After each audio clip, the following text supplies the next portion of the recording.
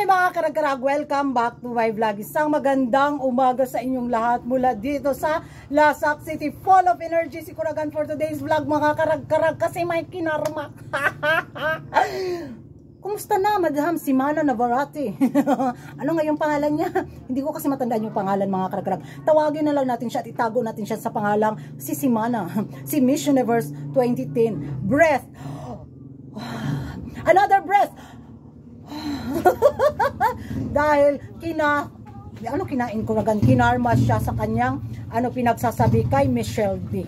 Ano siya nga ngayon? Napahiya ka. Unsa man na ako'y kinugay na nay mo palit og kinagay. Tasi ka lang. Post lang natin si Simana ha. Pila man?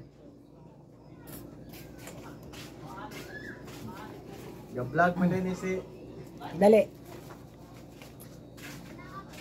55. Utang ni mo dong. yung mama ganina sa pag-inom mama 55 minus 100. 45.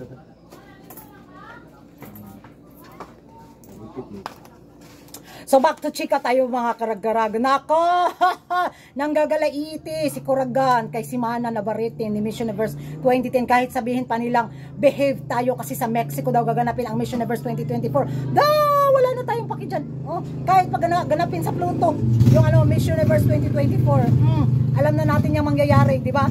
Tapos kung lalait-laitin nila yung pabato natin, kung makapagsabi si Simana Navarrete ng ni si Miss Universe 2010 na not the best candidate, sinong naligwak ngayon? Sinong na El Tocuyo ngayon? Sinong nga sa placement? Mexico! Pak ganon, di ba? Sa atin pa rin yung huling halakha. Yung pagbaba bitaw niya ng tingin kay Michelle D na not the best candidate na pinadala ng Pilipinas sa taon na to. Hoy, evening gown pa lang ni Michelle D. Paka na kay ka ang layo-layo mo. Ha, nga.